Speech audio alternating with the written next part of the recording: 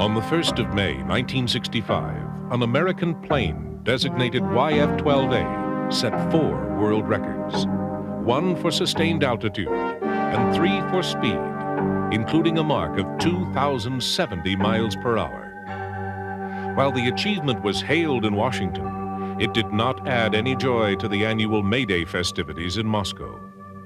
Following the high-profile record-setting flight, the aircraft receded into its customary obscurity. Record-breaking has been the public face of one of history's most mysterious families of aircraft, the Lockheed Blackbirds. These planes were so ahead of their time that radical new methods and materials were developed to build them. The technology they employed and their achievements astounded even the experts of the day. The Blackbirds were so far ahead of their time that they seemed unreal.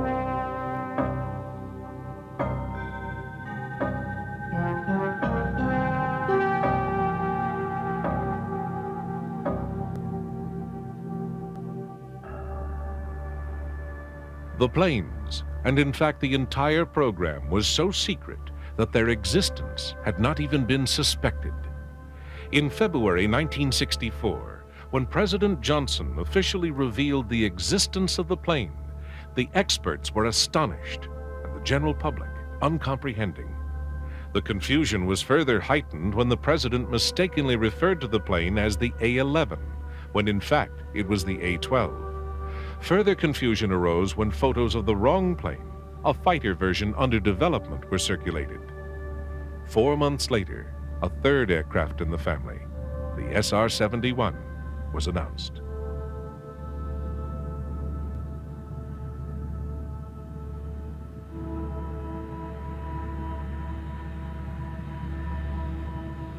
The world's first aircraft to cruise at speeds above Mach 3 came from Lockheed in a series of proposals for a high-speed, high-altitude reconnaissance aircraft. Limited approval to develop the 12th of these submissions was given, hence the number A-12. The date was the 29th of August, 1959. On the 30th of January, 1960, an order was placed for 12 examples. Literally everything on the aircraft would have to be invented from scratch, right down to the paint. Yet the first flight would take place only 2.5 years later.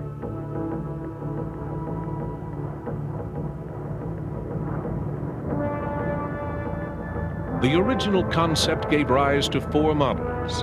Following the reconnaissance A-12 version, the design appeared as a long-range interceptor for the Aerospace Defense Command, called the YF-12. The refined reconnaissance version, the SR-71, emerged in 1961.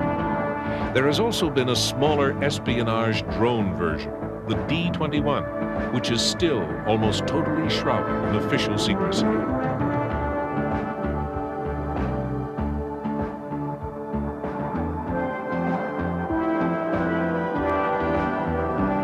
The security surrounding these planes over the years is not in any way surprising. They have been centers for the most secret activity, and as a result, have been secrets themselves.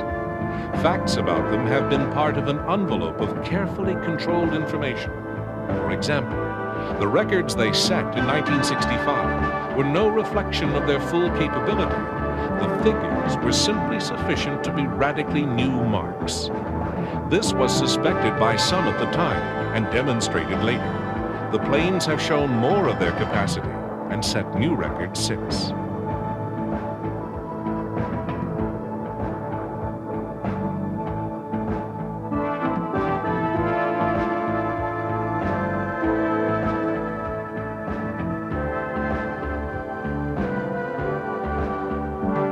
Typically deceptive, the program to develop the Blackbirds was given the code name Oxcart, obviously conjuring up a mental image of lumbering wooden wheels in a slow, lurching motion, an ironic reference given the abilities of these planes.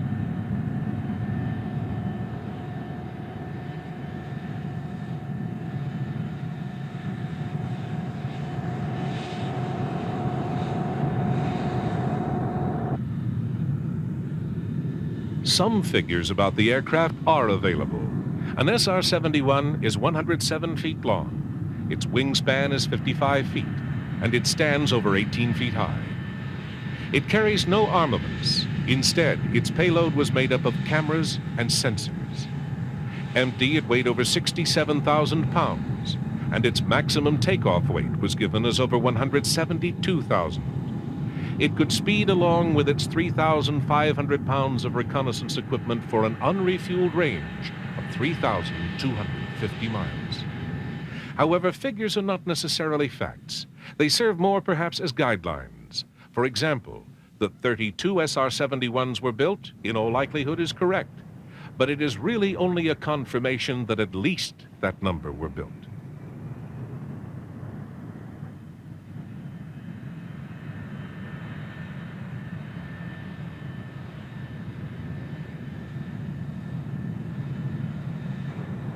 The Blackbirds originated at the beginning of the Cold War, from political needs in an era of growing uncertainty. Ironically, they reflected the danger of security. The unease generated by the Soviets' nuclear capability demanded more intelligence gathering. An absence of facts always encourages speculation, and speculation concerning the bomb has a tendency to generate paranoia. President Eisenhower promoted an open skies policy to permit reconnaissance overflights. The Soviets declined. However, the proposal was not simply a polite inquiry. It was also an effective declaration of intent. The U.S. would be taking a look at whatever was there, no matter what the residents might think. The nuclear stakes were seen as too high to permit any other course. All that was needed was a plane to do the job. In the early 1950s, the United States had a real requirement to overfly Russia to find out the status of their development of long-range missiles. There was no airplane in the United States or in the world that could safely overfly Russia at that time. Lockheed made an unsolicited proposal to Trevor Gardner, the Undersecretary for Research and Development for the Air Force, on a very specialized airplane. We promised to build within 8 months 20 airplanes for $22 million, including spares, that would do the job required. The program was turned over to the CIA, who then chose Mr. Richard Bissell, an economist, to run the program. Richard Bissell became a very good engineer, and he not only was our director on the U-2 program, but he also followed through with the development of the Mach 3 Blackbird. When I first met Kelly, I had been working for nearly a year for Allen Dulles. I joined Allen's organization early in 1954. Toward the end of November, I was summoned one afternoon into Allen's office, and I was told, with absolutely no prior warning or knowledge, that one day previously, President Eisenhower had approved a project involving the development of an extremely high-altitude aircraft to be used for surveillance and intelligence collection over denied areas in Europe, Russia, and elsewhere. We had, on the basis of Kelly's proposal, an almost impossible schedule to meet. It was almost impossible for Lockheed, but I can assure you that it was also an extremely tight schedule working within the bureaucracy. The mission of the plane, to overfly the USSR, dictated several things. First, it would have to fly very high, to be outside the range of interceptors and anti-aircraft weapons. It would also need a very long range. There would obviously be no fuel stops en route. These two aims complemented each other. Being out of range, the plane did not need to go particularly fast and could cruise economically.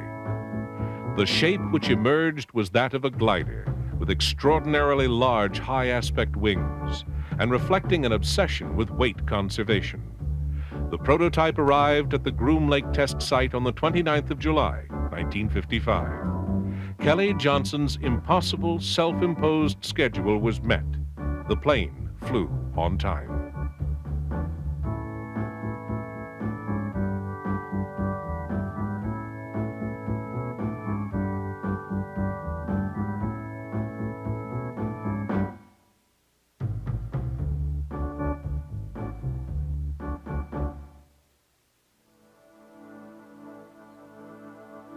As part of the secrecy, the designation U-2 was intended to give nothing away.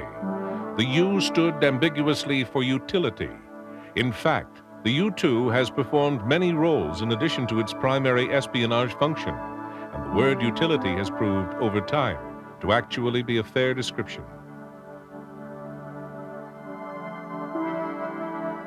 The U-2 is a demanding plane to fly. There are many things about maneuvering this powered glider in extremely thin air at great altitude that are not applicable to flying any other aircraft. For example, at altitude there is only a very narrow envelope between its stall speed and its entry into transonic flight, the point at which supersonic airflow over the wings begins. In the U-2 at 70,000 feet, these 2 points were about 12 knots apart. Below 400 knots, you would fall out of the sky looking for denser air. Above 412 knots, your wings might come off. This is a very restricting slot to occupy. Over the years, with increased load and more powerful engines, the gap actually narrowed to less than 5 miles per hour.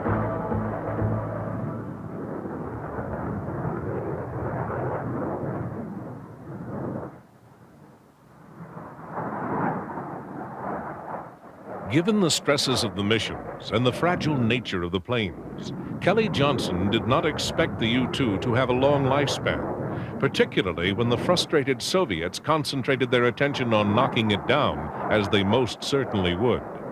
However, the design has proved to be enduring, and the very unusual step was taken in 1979 of restarting production. And the plane was rechristened the TR-1. The TR-1 maintains the design and abilities of the U-2. The aircraft that Kelly Johnson's team produced provided a solution that is as valid today as it was in 1954.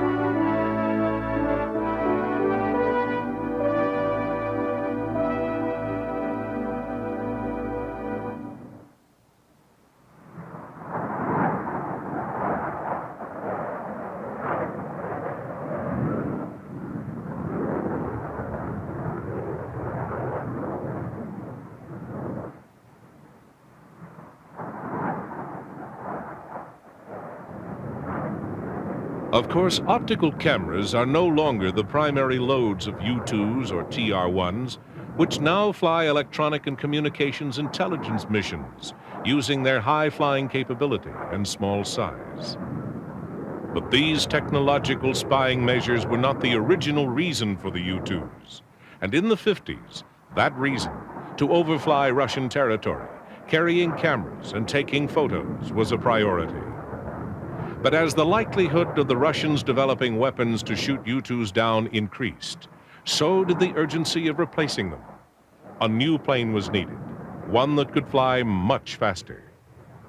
If one was no longer protected by being out of range of interception, then one needed to be able to outrun it. About a year after that first flight in 1956, I came to the conclusion that we should start working on the successor to the U-2, because it was clear to me that sooner or later the U-2 would be vulnerable to interception. It was not a matter of simply commissioning the final design and production of an aircraft that was within, although at the edge of the state-of-the-art, as had been the case with the U-2. This time, it was a really pioneering effort.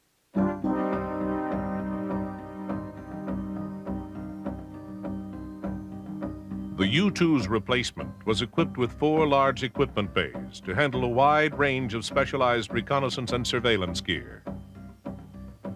Mission equipment included side-looking radar, a terrain objective camera, 2 operational objective cameras, 2 technical objective cameras, and infrared mapping, mission recorders, and an EMR system.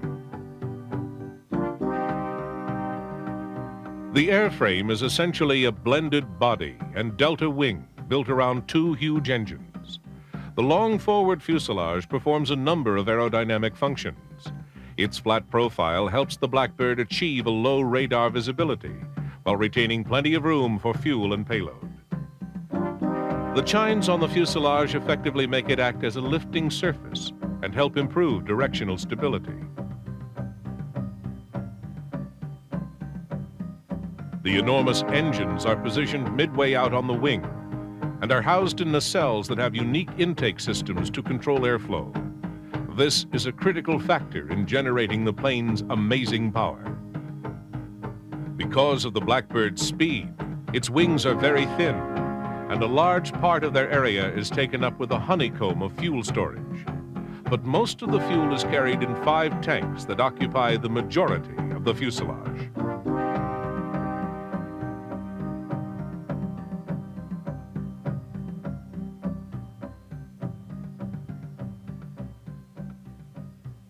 It's worth noting that in 1958, when the plane was first being developed, even the most advanced fighter designs of the day were flat out at Mach 2. They had ranges and operating ceilings that were hopelessly short of the espionage requirement. Everything about this new plane would be revolutionary. There would be new materials for the aircraft's parts, and even the machines to make the materials and parts would have to be developed from scratch.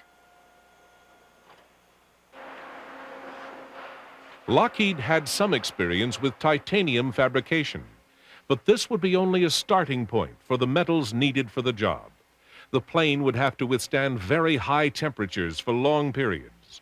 Different areas of the skin would be between 800 and 1100 degrees Fahrenheit at Mach 3.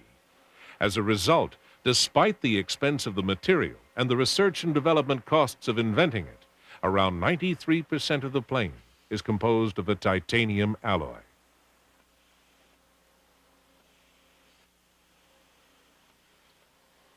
Of course, metals designed to operate under extreme conditions require even more extreme conditions to fabricate. Some of the major parts had to be shaped in a huge press designed to operate at 1500 degrees Fahrenheit. No such press existed before the need for parts for the Blackbird, so it had to be developed. In fact, the company would go through countless experimental processes in developing the aircraft. Many samples were produced, but the standards to be met were so rigid that a high proportion were rejected. Eventually, parts of reliable strength and integrity were produced, but only after much anxious trial and error and an undisclosed but presumably very large expenditure.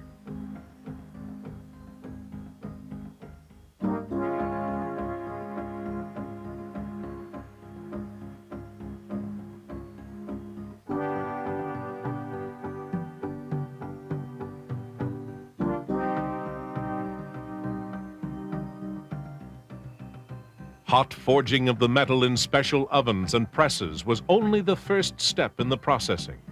These shapes were in effect rough outlines of the parts. The forgings then had to be machined to extremely fine tolerances.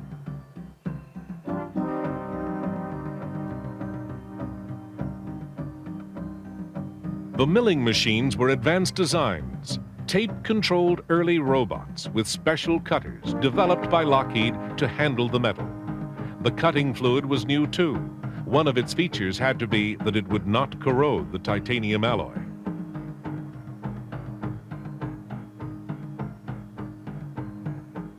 At each step of this plane's development, everything was either new or specifically adapted, right down to the smallest factors and the most routine processes. Finished parts then moved into sub-assembly processes. Once again, everything was affected. Spot welders had to be specially adapted. Normal tools had to be recast in different metal. Nothing could be taken for granted. Early in the project, Kelly Johnson offered $50 to any one of his staff who could come up with an easy problem to solve. The impish humor barely disguises the core truth in the offer.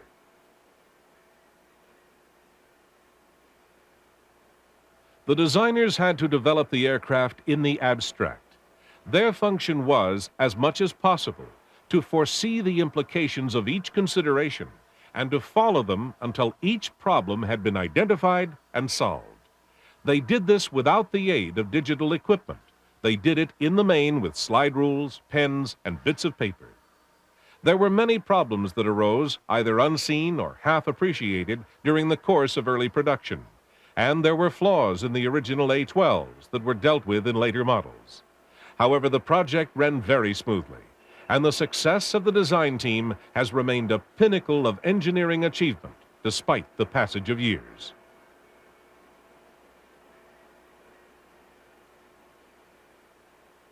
Each Blackbird came together as a series of sub-assemblies, with each of the major fuselage and wing components being produced in two sections. In part, this system was developed to save as many man-hours and as much assembly space as possible.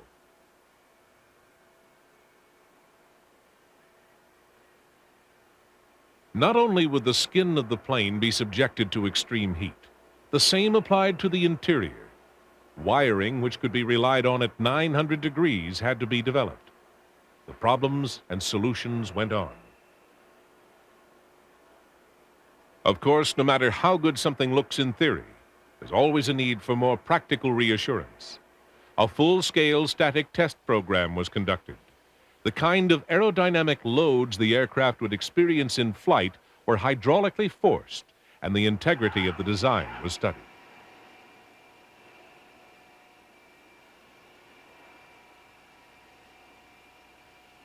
Individual components were also tested to destruction. Wheel assemblies were subjected to violent landings and various lateral stresses to test not only the landing gear, but also the tires and the brakes.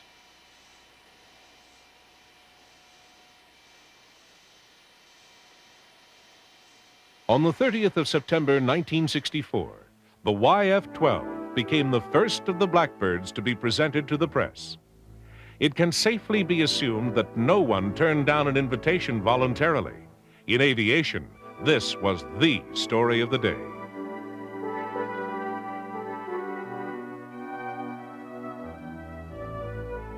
During the presentation, journalists were able to study the plane at close quarters, meet its makers, and watch a demonstration of the aircraft in flight.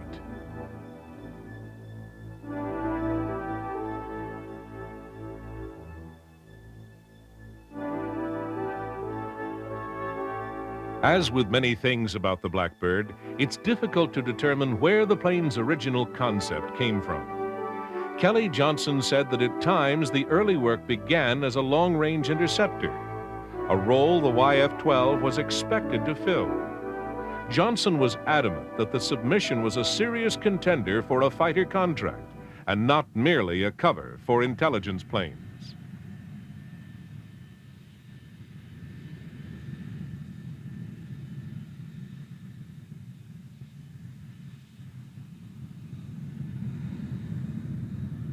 The YF-12's obvious external difference was the cutaway of the chines at the nose to accommodate radar needs.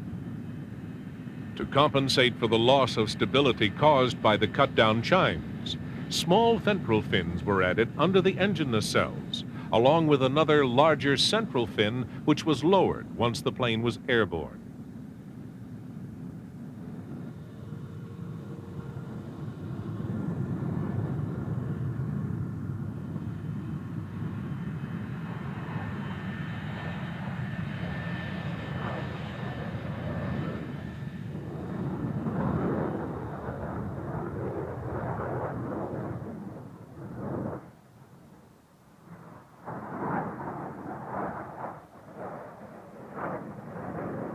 The interception fighter's function is to catch something and shoot it down.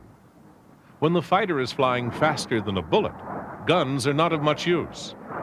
Rockets capable of launch at Mach 3 did not exist in 1960. So once again, something had to be invented because of the Blackbirds. The Hughes-developed missile system for the YF-12 would later be reborn as the Phoenix system of the Grumman F-14 Tomcat, because the big black plane was never adopted as a long-range interceptor. As a sole-function aircraft, it simply did not fit the prevailing mood.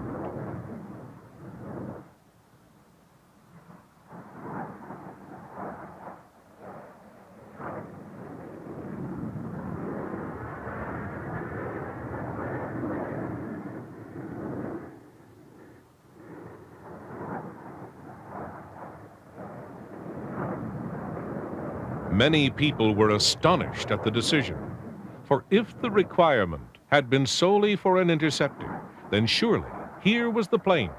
However, politically, it reflected the wrong philosophy.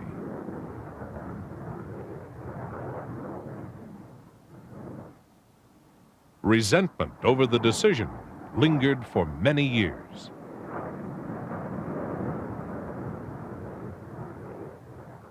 Now, coming to the YF-12 and the SR-71, I guess perhaps the unique thing, the real unique thing about those two airplanes, unhappily, is we built the wrong one. We built the SR-71, which undoubtedly is the finest airplane that has ever been built. But in terms of what the need for this country was at that particular time, I think Kelly will agree with this, we built the wrong airplane. Today, we don't have an interceptor that can really bear the name of interceptor. And here's an airplane that 14 years ago was exceeding all the world speed and altitude records. Even today, in the form of the SR-71, is a considerably greater airplane than anything we have. But we needed an interceptor, and we didn't get it.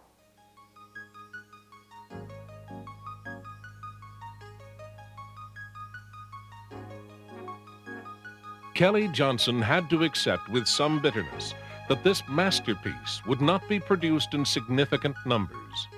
Only a few would ever be built, and they would be shrouded in the most effective security possible. Limiting manufacture to the SR-71 reconnaissance version ensured the mystery of the Blackbird, whereas the more public role of a fighter version might have allowed the crescendo of worldwide acclaim that the achievement warranted. The SR-71 was announced by President Johnson on July 24, 1964. It came as somewhat of a surprise to Lockheed because the SR-71 was supposed to be the RS-71, or the R-71. The R stood for reconnaissance, and the S, ambiguously, for strike. However, it was decided that the president's name would stick as standing for strategic reconnaissance. The SR-71 took off for its first flight on December 22, 1964. The flight was a complete success. Everything worked, and the pilots and mechanics were happy with the aircraft. The flight testing program proceeded well, most major problems having already been sorted out during the experience of the A-12 and YF-12 projects.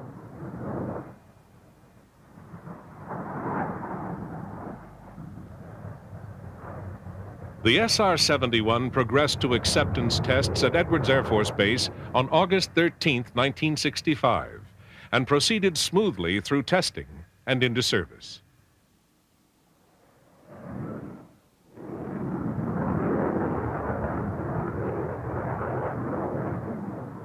Enough information about the Blackbirds continued to seep out to ensure that they became one of the most famous secrets in the world. Aircraft enthusiasts came to know enough about the plane and its capabilities to develop an appreciation of the achievement it represented. Then, in September 1974, the Farnborough Air Show received a very special visitor.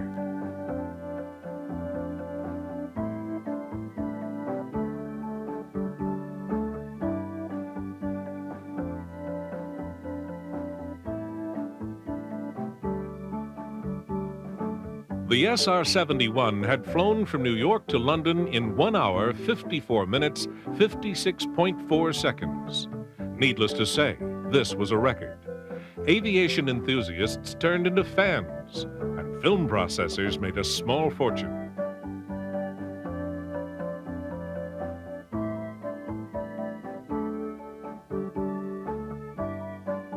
Whenever the SR-71 turned up at an air show, it attracted a large crowd on its own. In fact, even the unfounded rumor that one would show up led to good crowds.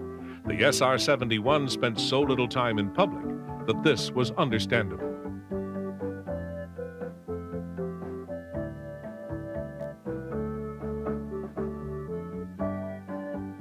On its way back to the U.S. after the 1974 Farnborough show, the SR-71 set another record, London to Los Angeles in 3 hours and 48 minutes.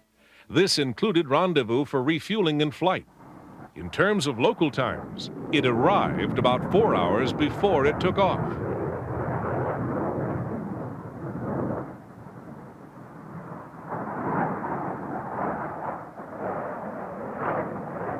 Among other records claimed by the Blackbird was the flight on the 26th of April, 1971, which covered 15,000 miles in 10.5 hours nonstop. This was the equivalent of San Francisco to Paris and back.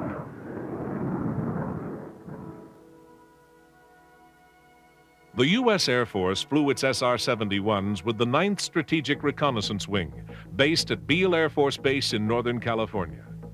They received their first Blackbirds in January 1966. In the next 24 years, they flew thousands of long-distance missions. Regular deployments were made to bases around the world, and flights covered most of the world's surface.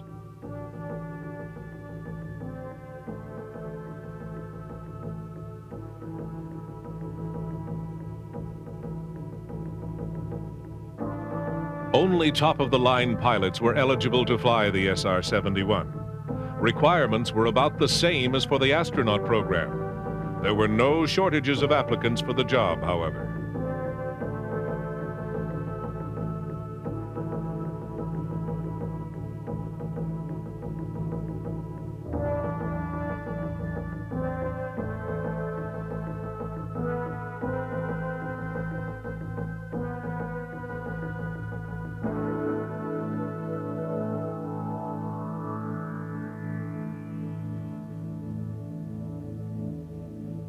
There were no fancy escape capsules built into the aircraft.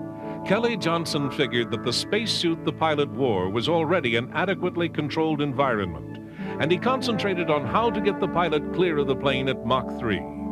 The ejection seat and parachutes inevitably had to be specially developed.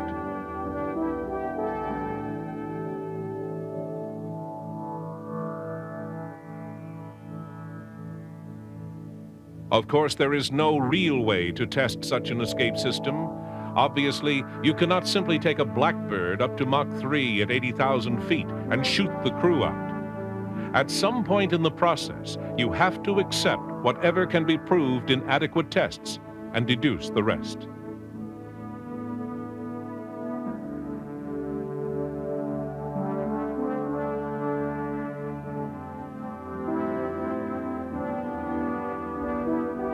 At those heights and speeds, what was achievable could at best be only partially guaranteed. Over the years, at least 11 SR-71s were lost for various reasons, and several crewmen died.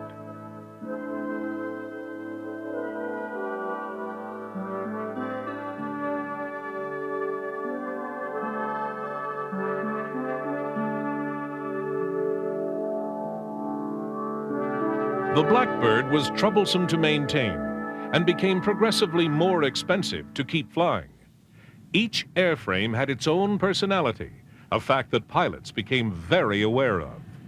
This may in part be due to the nature of the metal.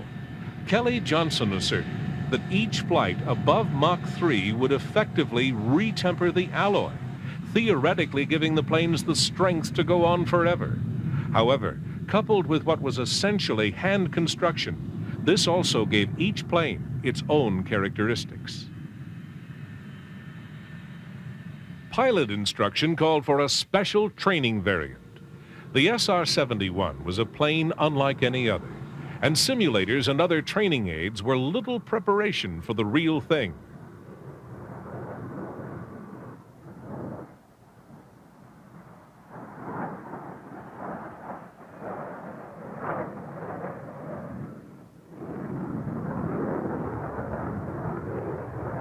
The trainer sat in a second cockpit, stepped above the normal clean lines of the airframe. It was cramped and afforded little view, but there was only so much that could be done to the shape without losing supersonic ability. To give an example, the A-12 trainer, nicknamed the Titanium Goose, was not even capable of flight at Mach 2, far short of the standard aircraft's ability. Most of the serious candidates for the job of SR-71 pilot had logged over 3,000 flying hours. There were around 3 jobs a year, and one can only guess at the number of applicants. One pilot, Colonel Robert Powell, was to log a total of 1,020 hours flying the SR-71. This meant that he had more hours in his logbook at above Mach 3 than any other pilot in the world. In those hours, he flew over 1 million miles. He also earned 17 air medals and 2 distinguished flying crosses.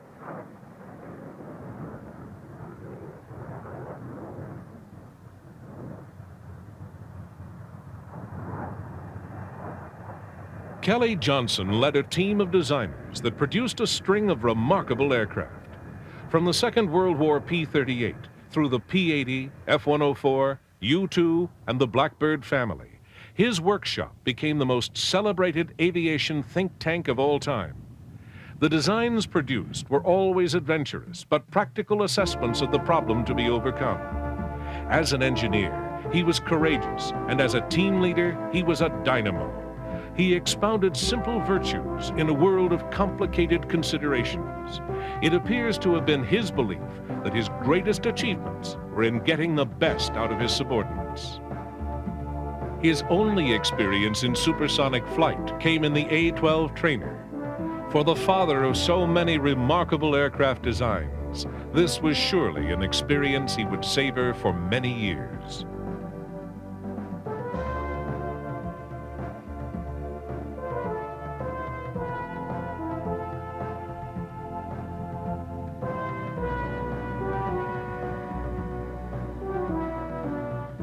Kelly Johnson would probably have preferred a trip in each Blackbird, wouldn't we all? It is not surprising that there were so many applicants for the job of pilot. It is also not surprising that the criteria were exclusive. Selection for the training took about a year, and special care was taken to weed out Top Gun types. SR-71 operations required a steady, team-oriented temperament that was as important as a security clearance. The ability to manage the systems correctly and constantly was given as much weight as flying ability. At over 30 miles per minute, there is not much piloting to do once a mistake has been made. No one could be allowed to fly one of these birds like a cowboy.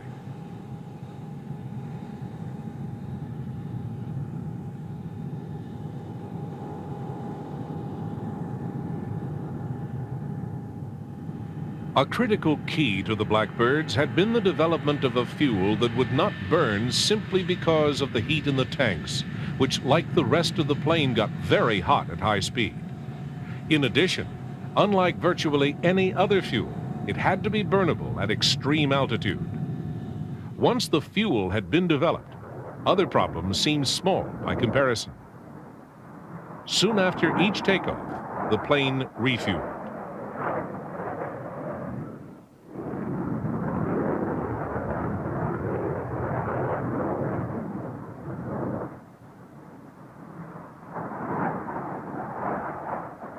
In some aspects, Blackbirds are quite basic. To allow for the expansion of the skin at Mach 3 heat, there are corrugations, like an old Ford trimotor. In addition, to save weight and complexity, the skins are also the fuel tanks. Fuel actually leaks from an SR-71 constantly until it heats up, expands, and seals the tanks. And once hot, they stay hot. Even after a Blackbird lands, it is unwise to touch it because you may burn your hand.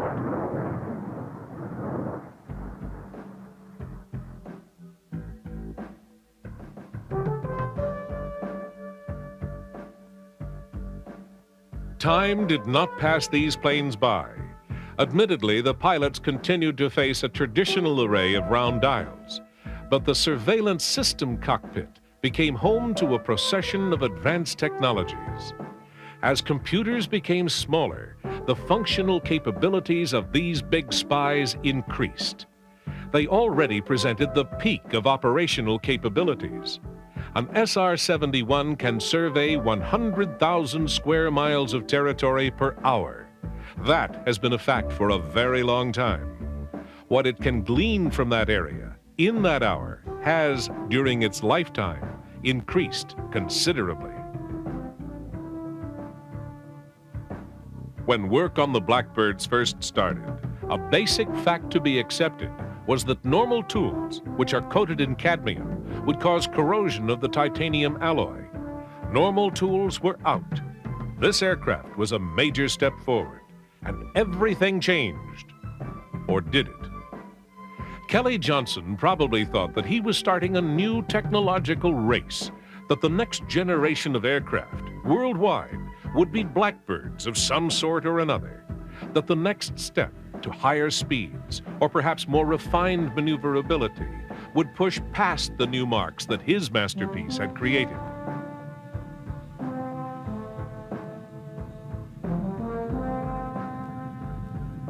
But that was not the way it went. The Russians developed small bands of high-speed, limited-range fighters, which were, in large part, drones, because their weapon systems were controlled from the ground. The pilot's only real function was to land and take off the aircraft and try to get the fighter in close proximity to its target.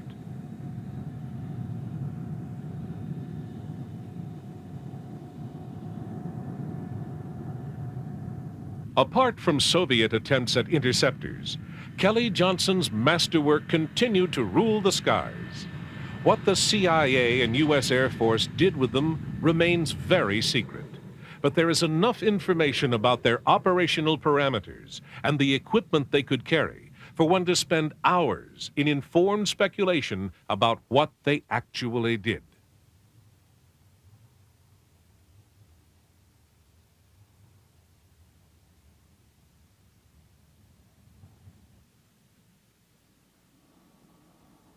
Back when Kelly Johnson's design team set to work on the problem of a U-2 replacement, they studied anything that could be considered a possibility.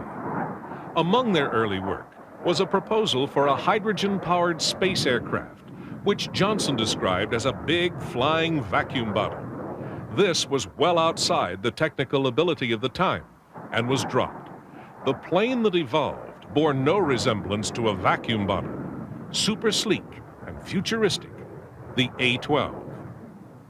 It should also have been outside the technical feasibility of its era, but has flown into history as one of the greatest achievements in engineering and one of the greatest aircraft ever constructed.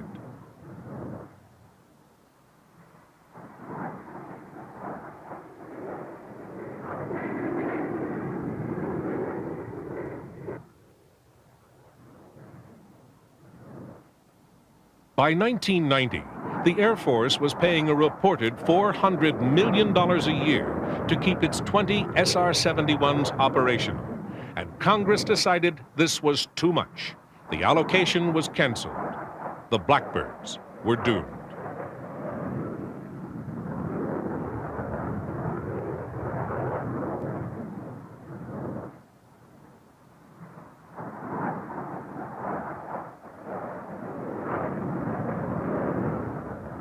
They had spent their entire career in secret, and the immensely high cost of developing them was probably their best-kept secret. Sometime in the next century, information about them may be released. Until then, much about the SR-71 remains a mystery.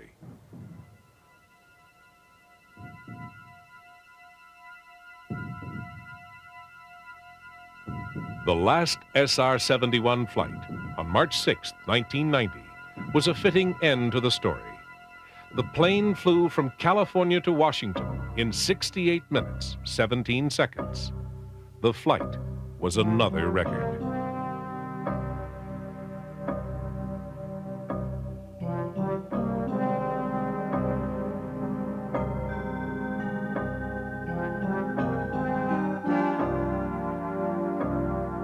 There has been no other plane like the Blackbird. There probably never will be. If a major factor in establishing the greatness of an achievement is to compare it with its contemporaries, to what do we compare the Blackbird? Certainly nothing else of 1958 vintage, and nothing that has been produced since. The Blackbird stands alone and is probably the greatest aircraft ever built. That, at least, is not a secret.